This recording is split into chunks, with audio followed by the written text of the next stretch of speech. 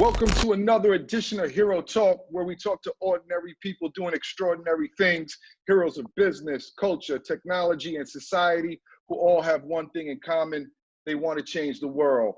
And today I'm joined with a very dear friend of mine, someone who knows where the bones are buried. We go way back, I think about what, DB, like 15 years now, 15, almost 20 years? Oh, easily. Long enough that you got to carry the one.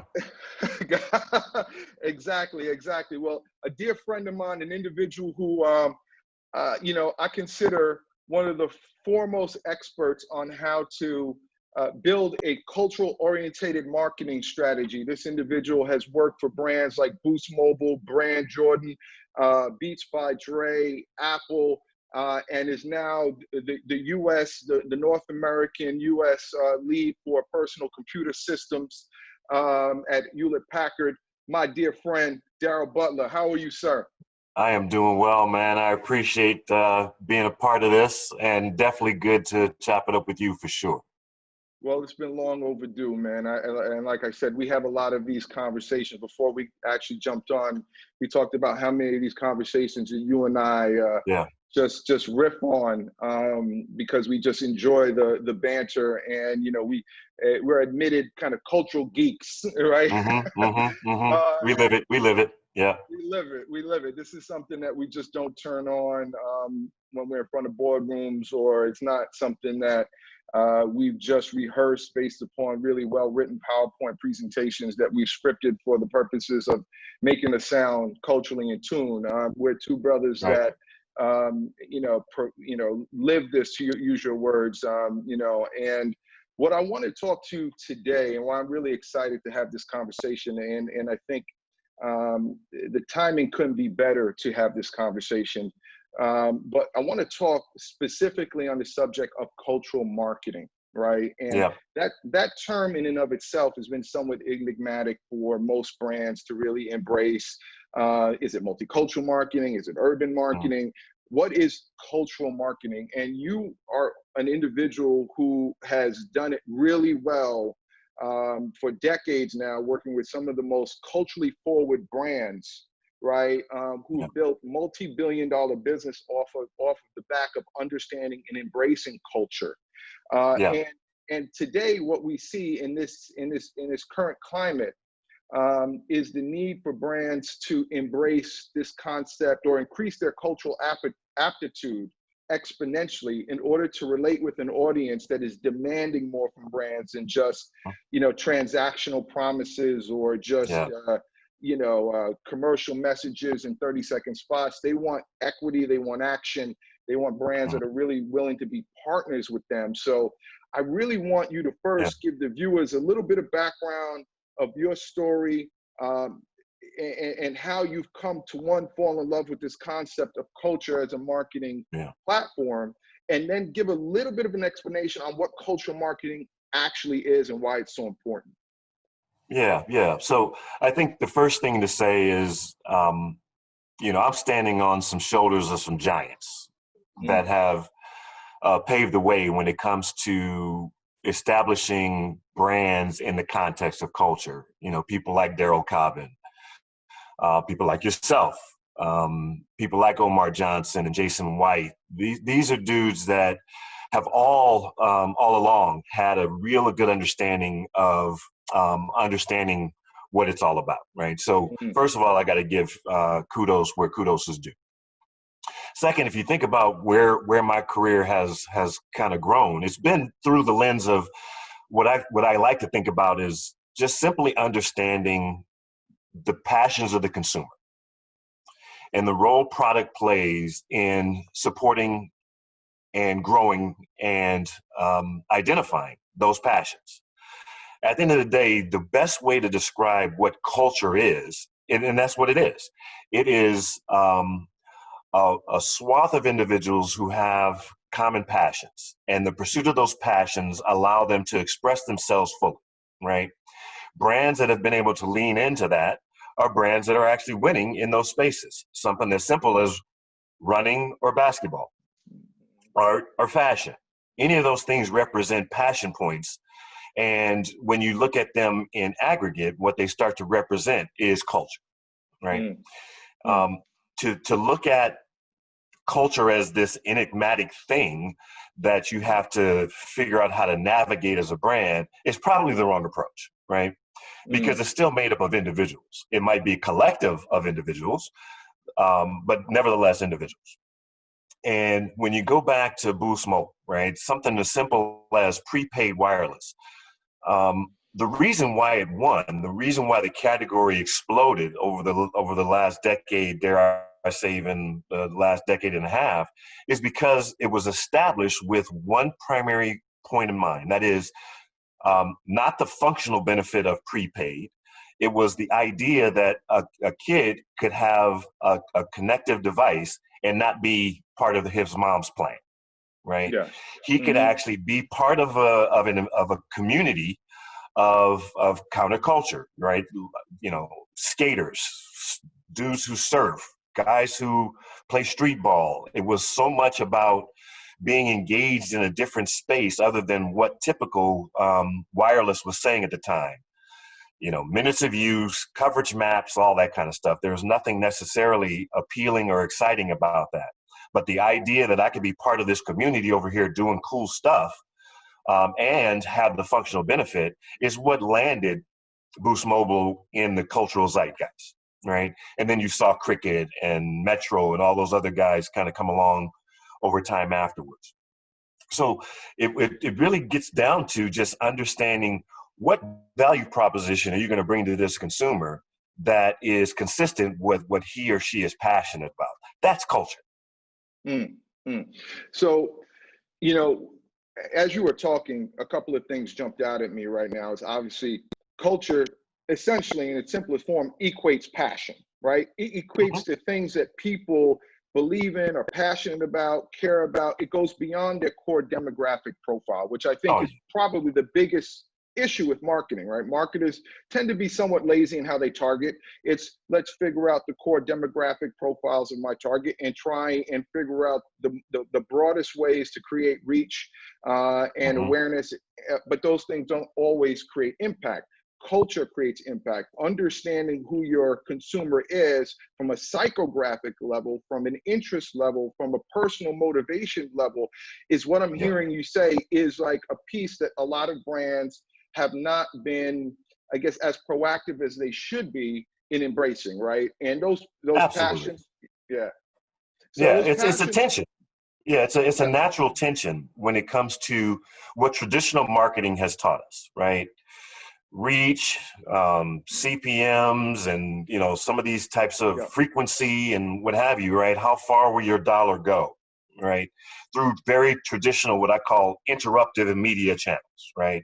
I'm gonna drop this 30-second spot right before you're really ready to watch some content, instead of actually creating the content itself, for example, right? Because the former is a lot easier than the latter. The latter requires you to be real time. The latter means that you have to have pace and a steady drumbeat, where the former, once you create that spot, you can just kind of drop it in wherever you want to drop it in and hope somebody's paying attention. And that's really the difference when you think about traditional marketing tenets as opposed to those brands who figured out how to engage in culture in a meaningful way, in an ongoing way. Now, you said something interesting there, this concept of attaching yourself versus being the thing that your consumer actually cares about, right? Because the pundit would say, Daryl, but we advertise on ESPN, or we sponsor Fashion Week, or, you know, we're associated with said team, or LeBron is our spokesperson for X product, right? Now, has the stakes risen now, right? And I think that's the question. To your point, so many of these advertisers are used to taking the easy road with just attaching versus becoming, right? And that is a hard pivot for most brands, because they're not in the business of culture. They're in the business of producing whatever product or service that they're trying to promote.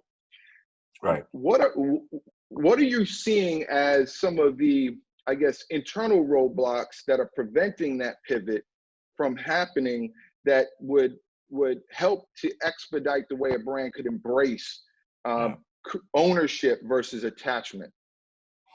Well, it's a couple of things. First of all, it's just a heavier lift, Mm. right? Being engaged in cultural movements, whatever those might be, is far harder because it takes that kind of what I call cultural intelligence internally in order to do so, right?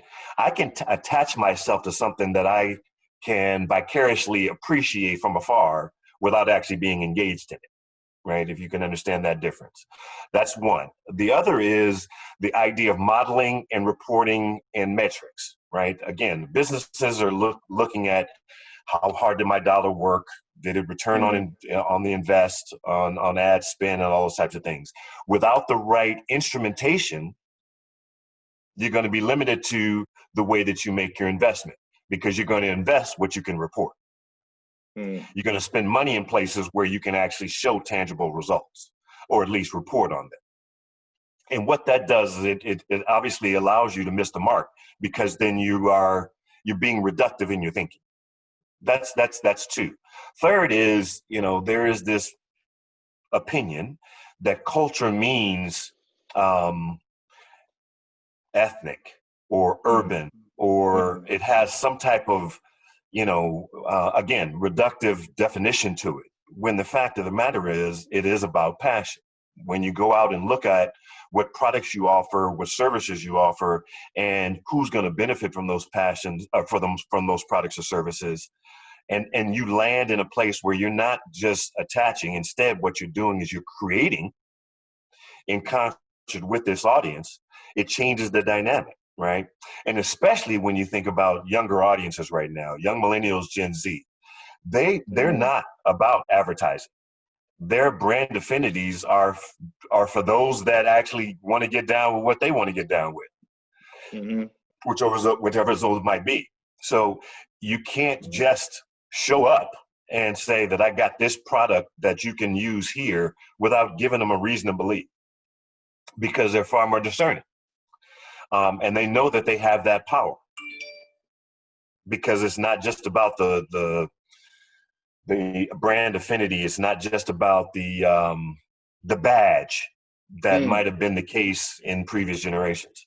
So I look at all three of those things as integral when brands are trying to understand either why they are having trouble connecting into culture or where they're stumbling. It has to do with those three things.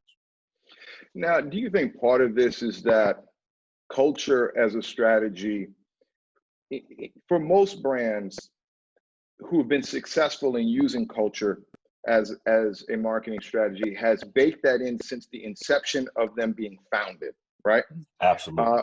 Versus having to adjust course and now embrace a cultural orientated strategy midstream when you've already become somewhat, addicted to the instant gratification of some of the reporting metrics and methodologies that you've referenced, right?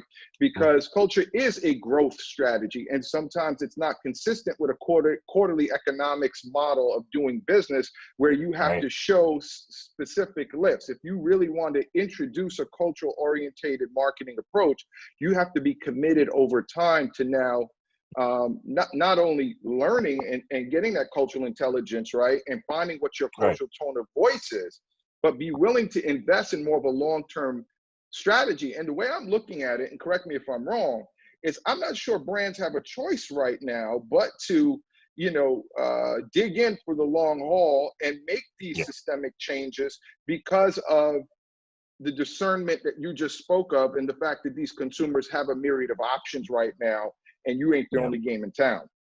Yeah.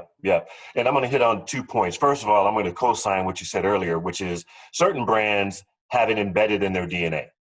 That's how they have come to the marketplace. So it's a natural behavior, and it's been woven in and reinforced year over year, decade over decade, right? So it's not a departure for them, right? I think brands that have to figure out a way to get that transfusion, if you will, are ones that are actually understand that they are in a different place than where the consumer is that they want to attract. Now, there's some that are going to say, I'm over here and this is where I'm going to be, and so be it. and we'll let you know, the future dictate their course. But any brand that really understands what it means to be culturally relevant, first of all, has to build that level of cultural intelligence. And that relevance is going to happen as a long-term strategy. It doesn't necessarily line up with a monthly report or a quarterly report. Progress, yes, but in game, you know, reset, restart, that is not how culture works, right? And not how this consumer works. So it kind of again goes back to those instrumentations. If you are only worried about what you're going to say to your stockholders at the end of a quarter, and everything that you do leads to just to that moment, then you're not going to give yourself enough air and time to build the relationship, to cultivate that relationship, and build that steady drumbeat of content that keeps you relevant with this consumer over time, right? Instead, what you're going to be thinking about is, okay, let me get to the end of this quarter. Let me make sure I hit these results, and then I start over again. Well, if that's the case, you've not built any kind of relationship at all. And again, your instrumentation and your objectives will govern whether or not you can make that kind of investment or not. Again, if you go back, 10 years, 20 years ago, that would have been fine because the audience was defined differently. The mechanics and the instruments out there were very different, right?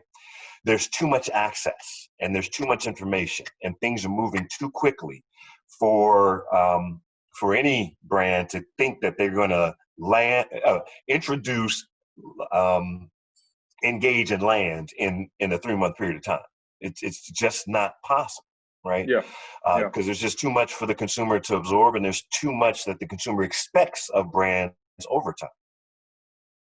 And I think part of that is it has given birth to all these new disruptive companies, right? Like the only way Jessica Alba and Honest Company can disrupt J&J is coming in with a level of cultural aptitude and understanding that puts them in a position to endear themselves to mothers in a way that these big brands can't because they have invested in that cultural aptitude.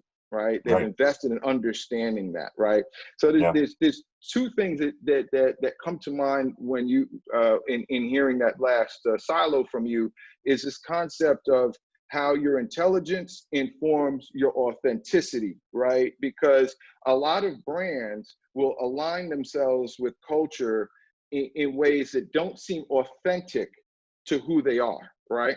And you put this high emphasis on cultural intelligence. Well, if I'm a brand and I only have access to the primary and the typical table stakes data sets that everyone has, am I already setting myself up for failure? How do I have to subsidize my cultural intelligence to ensure that I am building a cultural roadmap so that my brand speaks authentically to the audience? It doesn't seem like I'm just trying to plug and play with what's hot right now, which is something we're seeing going on in the wake of this Black Lives Matter movement. Yeah, and I think that the problem is when you start and stop with data gathering, right? Because and it's valid. It's something that you should use to validate an opinion, not to shape your opinion. That's my problem with data and insights and that kind of thing. You should already have a point of view.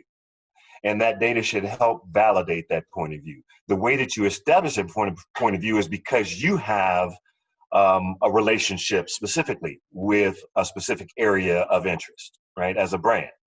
If I want to understand the mindset of a runner, then I'm going to have to surround myself with runners personally. And they're going to tell me what's important to them. And then I go out to a broader database that will help me decide, okay, is that unique to just this subset or is this indicative of a broader range of folks? Validation. Then I can go about figuring out what game plan I implement to really be attractive to the broad set of the running community. Because I have these whisperers, and this is something that you taught me, that Omar taught me, these whisperers who are going to tell you real time what's happening in their respective world. Those whisperers can represent any area of culture that you're interested in. And then you go out again to your data sets and have those data sets come in and either validate or refute what you're hearing from this group. But it has to start from somewhere. That's where that authenticity, well, that's where that intelligence comes from. And then you go out with an authentic voice. So, I mean, essentially, you got to do the legwork. You got to get granular. Yeah. You got to be within the communities you're serving, learning specifically what drives them at an emotional level, and then figure out how you intersect, how you add value. And then that may be qualitative, but then to your point, you then figure out how to do the math and add, your quantitative data over top of it to validate or disprove. Exactly. And that's where you get to when you have a strategy that you build. All of this is the stuff that has to be happening to get to that strategy. Let me shape beliefs. Let me shape behaviors. Then let me write strategy, and then let me craft approach. A lot of brands get right to strategy and right to approach. And then when the strategy doesn't work and their approach doesn't work, they just keep rewriting strategy. Back up and ask yourself, as a brand, do you believe? As a brand, do you have the right behaviors? Because if you have the right beliefs and behaviors, then you don't have to reframe strategy, because you should be on the right track because you set the right things up front. No, you got, to your point, you can't approach culture as just a tactical thing that's an add-on. It's how does it become part of your roadmap so that, it's baked in from the onset. So that what data to build into your measurement model to ensure that everything is working along the journey, especially when you're activating. All right, let's segue for a second, because I think there's a lot of brands right now trying to get involved in the cultural conversation right now without establishing a cultural foundation, right? And, we've seen that with Blackout Tuesday. We've seen that with missteps from Microsoft trying to engage, trying to put their logo on, a movement, so to speak. And these misfires continue to happen as brands continue to capitalize without the right type of guidance, the right type of not being informed by cultural experts, not doing the right anthropology work. Why do you think brands continue to misfire this way and continue to make informed moves into movements where they've established no sense of credibility in the past? Yeah, I think some of that responsibility sits with people like myself. I actually have to take on some of that responsibility. I'm guilty as someone in corporate America who has been in corporate America for all of his career. And there is a complacency that unfortunately I found myself, and I won't speak for others. This is Daryl talking, where I take on the responsibility every day, mentoring young kids, voter registration drives, cleaning up the old. I have my own things I do outside of corporate America that I believe are ways to support where I think my voice matters. The problem is it hasn't translated within the four walls of corporate America, right? So to get to what your real question is, those of us who sit in places where we have the privilege, if you will, of being in the boardroom, we have to have a stronger voice. And that stronger voice has to help set the diversity and inclusion strategy for a brand. Not so much in terms of the talk track, but the things that actually happen in that organization, so that it's a trusted voice within the organization to say, I wouldn't do that. Here's what I would do, right? Or here's the place where you need to be. And here are the things that you should have as your slate, as your charter, so that should these things come up, you don't have to veer off course. You don't have to try to frame your narrative in 10 days or less. Your narrative is already framed. And what you now are doing is just amplifying what that narrative is for an audience that's wanting to hear what you really stand for, right? And that's one of the things I can say about HP that I'm really pleasantly surprised at, is that narrative has been written. And what we're seeing over the course of the last couple of weeks, at least internally and ultimately externally, is where that is going to be amplified. And it's about things that they've been doing, but also things that are going to be implemented in light of what we've seen over the course of the last, couple of 3 weeks, and things that are longer term plays. But they're not inconsistent with the brand's DNA. So, people like myself that sit in these types of roles have to take on the responsibility of bringing forward that intelligence so the Microsofts don't have the missteps. So you don't see those types of things happening from some of these major brands, because someone is at the table. Now the brand has to take the responsibility of inviting people to the table, right? So 100%. It's not just those of us that are already there. We also have a responsibility of making sure that there is representation. And that representation has to be more than just figurative. That representation has to show itself in mass and in ways that voice is heard, not only just because they're there, but they're sought after for that insight, for that intelligence, for that meaningful input. Because otherwise, you're left to a room full of folks that don't have that point of view. I was obviously really excited when you got the role at HP, because I knew you was going to bring flavor there, right? But I also knew you was going to bring flavor and cultural and a cultural aptitude to the brand in a way that was also culturally responsible, right? Mm-hmm. And what I appreciated about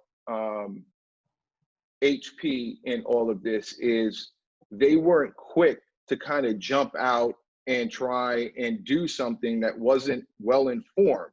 And I think there is this kind of knee-jerk reaction that most brands are having right now, where they feel the need to kind of jump into the conversation and demonstrate their support to the point where they do misfire because their actions are not well informed.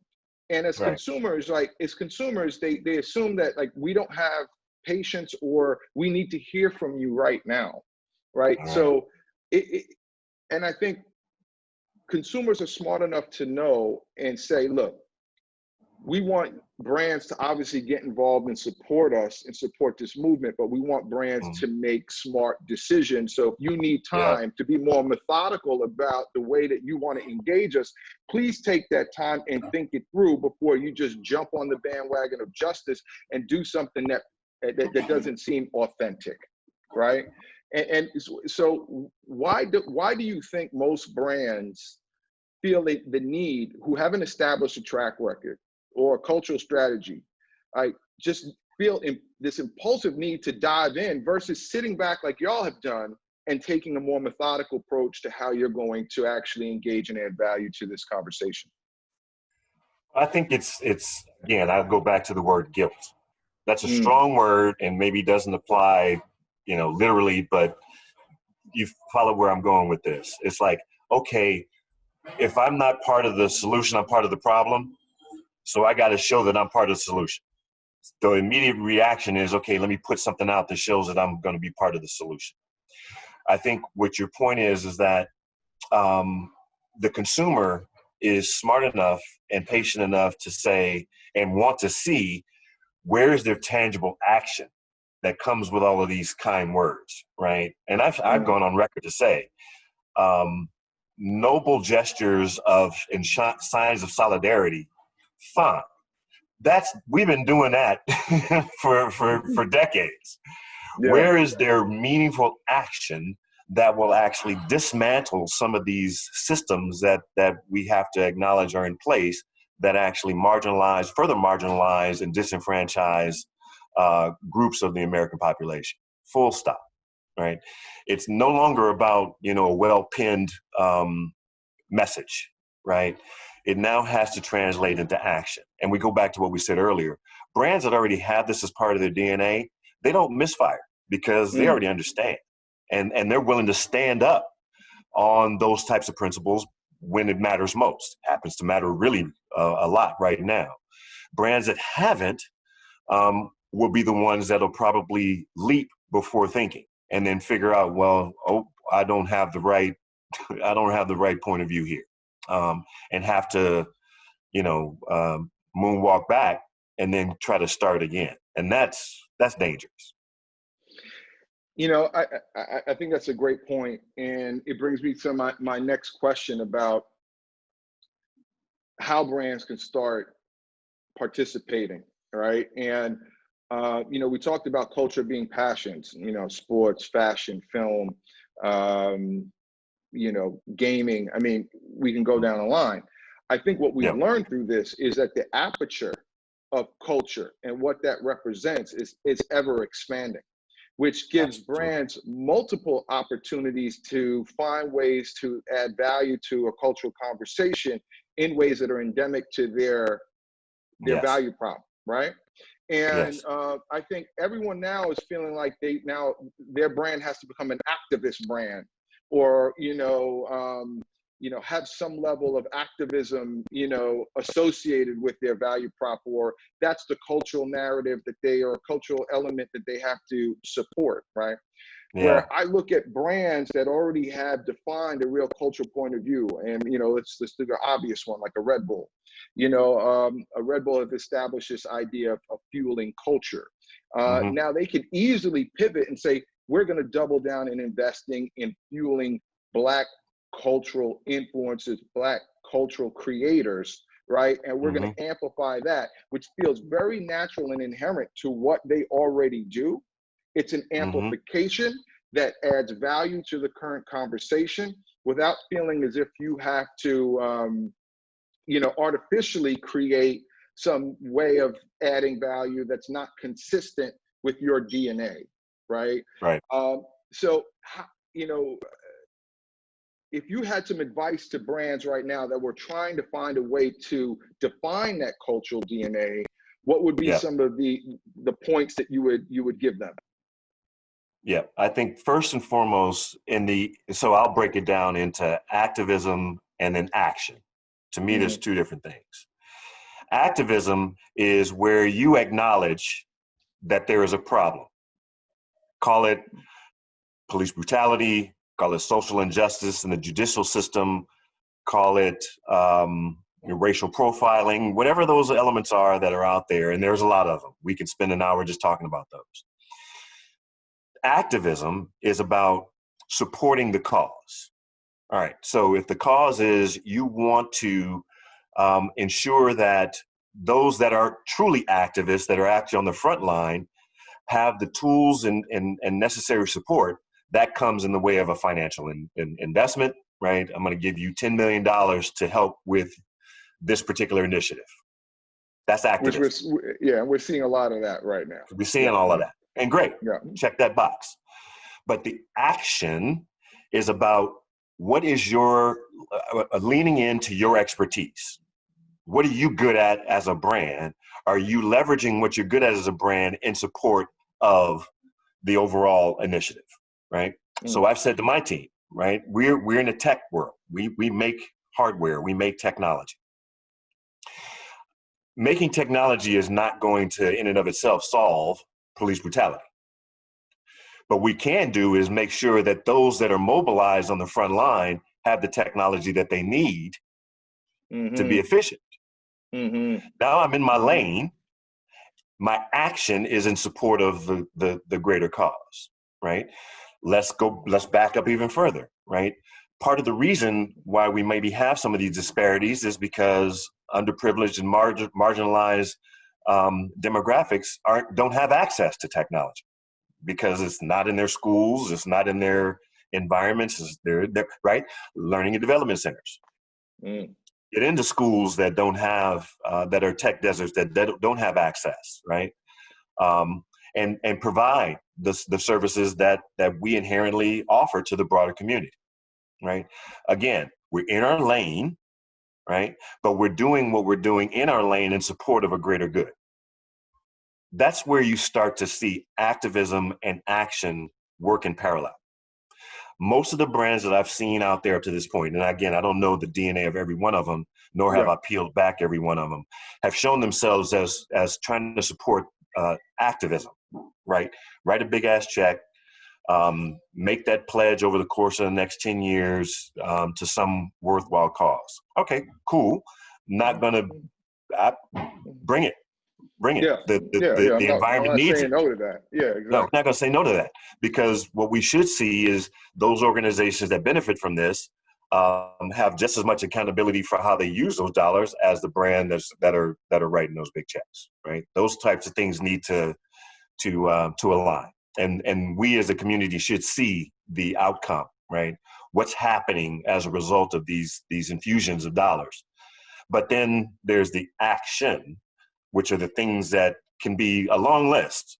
What is your minority vendor policy as a brand? Mm-hmm. What is your initiative around bringing greater representation of black power into the organization, right? How are you cultivating that black intelligence so that they can actually make meaningful contribution to the organization? You're not just, again, checking a box that you have a diversity inclusion platform. And I've seen that with HP. We have a very active point of view in that regard. What are you doing in terms of your area of expertise and leaning into that expertise in support of communities that need that expertise? Mm-hmm. Where are those things actually landing so that the consumer can benefit from them, right? And not necessarily just at point of sale. And again, I could probably rattle off a few others, but those are the ways that I think you create better balance and a stronger approach. If you're a brand out there looking at what should I be doing, that's the way that I would look at it. It's interesting that you say that, because there's a lot of brands right now that are obviously under a lot of scrutiny for just making or just checking the activism box of what you said, right? And I know that they're probably in their boardroom scratching their head, like, I just donated $40 million, or I just donated $50 million. Man, how can I make this community happy?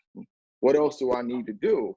And I think that Right. that is the cultural disconnect that that you're speaking about, and where that action piece is so critical, and it's important, right? Like, you Right. can't just write a check and say, oh, the hundreds of millions of, it's 40 million African Americans in America, so $40 million contribution, you gave us $1 each. It's like, at some point it's like, bro, you spend more than that on a couple of commercial shoots a year. Let's figure out how to turn marketing investments into equity. How do we empower through marketing to allow or encourage our community to create their own equity? How does your marketing investments directly influence the change in people's lives and behaviors? To your earlier point, how are you innovating and creating technology based upon how you can be the most useful to people in the struggle right now, right? So it becomes ingrained in everything that you do, versus it just being a philanthropic, approach, which, to your point, that's important. But if you don't quickly have a strategy that demonstrates how you're moving from activism to action to equity, automatically you're going to go through a high level of scrutiny. Absolutely. And you can get beat up for it. Right. Yeah. And here's the thing. And we unfortunately are in an age where we spend our time and our effort based on a news cycle. Yep. Right. Whatever's important, that's what we're going to make sure is top of mind. And we hope that it goes away as quickly as possible. I'm thinking big brands. Right. And what I'm here to tell you is this one is not one that's just going to go away. Right. I think there's too much invested in the Black community to allow this to just be swept under the rug with the writing of big checks, right? What we're talking about here is a systematic dismantling of systems that have not worked for the greater good, and specifically have worked against Black Americans, and a systematic rebuild of systems that, in fact, do take in consideration the entire populace, specifically Black Americans, adding them back into the fold, right? And the dollar spent, to your point, is a means to an end, but not the end in of itself. It's going to take slow and steady work, consistent work over time for us to see real change. meaningful change that the consumer is going to benefit from, right? Mm. And when I mean consumer, I'm talking about all the way out to the end. And that's not, like I said, a well-penned show of solitude.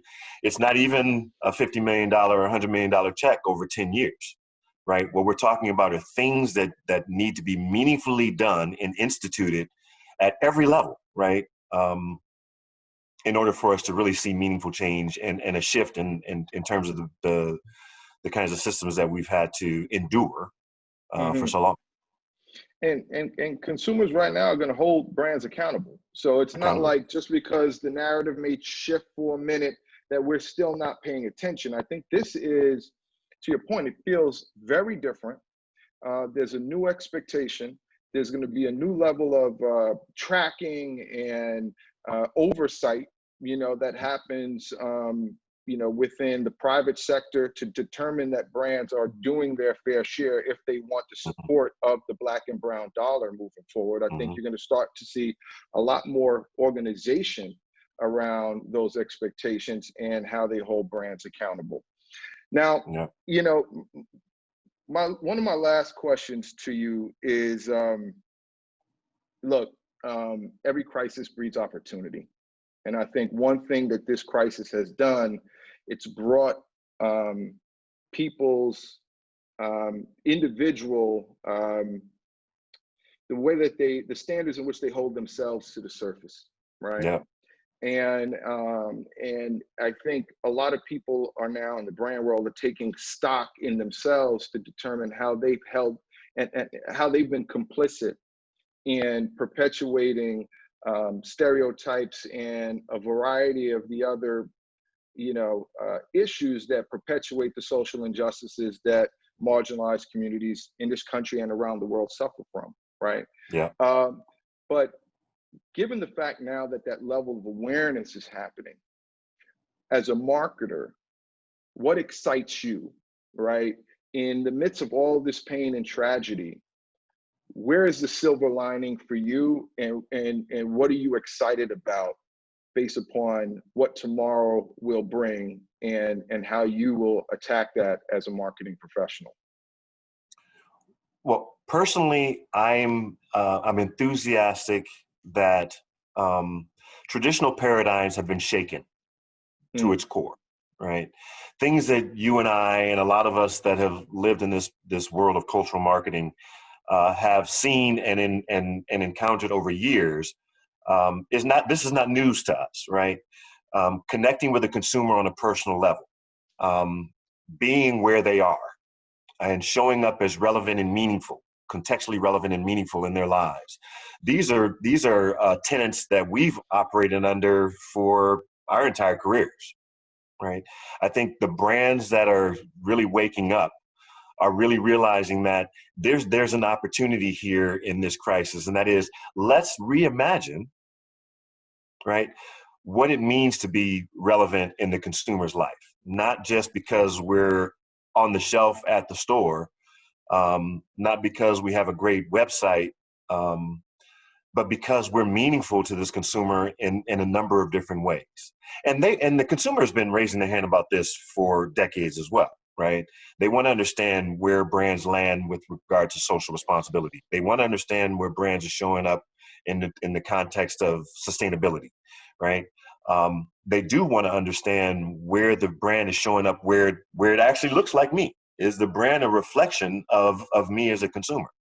So those things are not new. I think that, again, there's a heightened awareness, there's a greater sensitivity around those types of things, and that creates an opportunity to engage in non-traditional approaches when it comes to engaging with the consumer in a dialogue, right, that now has far more meaning, right? There's a lot more depth to the dialogue than, hey, I got this cool product, you do this cool thing, let's hook up and do this cool thing together. Now it has layers to it now that brands who can pick this up will then start to articulate more clearly.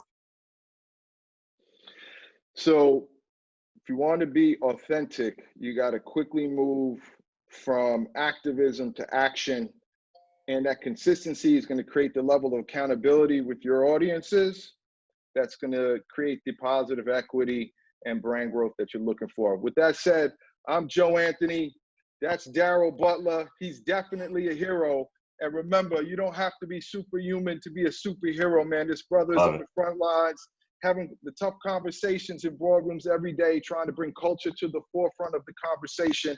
You could have that same bravery, have those tough conversations with the C-suite if you need to, but we need action right now. We need consistency. And look, I learned a lot today, brother, as I always do, and I appreciate our conversations as always. I'm looking forward when we can It's always a gift. It's always a gift. Absolutely. So hopefully we'll be sharing a beverage over the next one, man. That's my hope. But in the interim, man, stay safe, stay blessed, and I'm looking forward to the next one, my brother. Thank you. Absolutely. Be well now.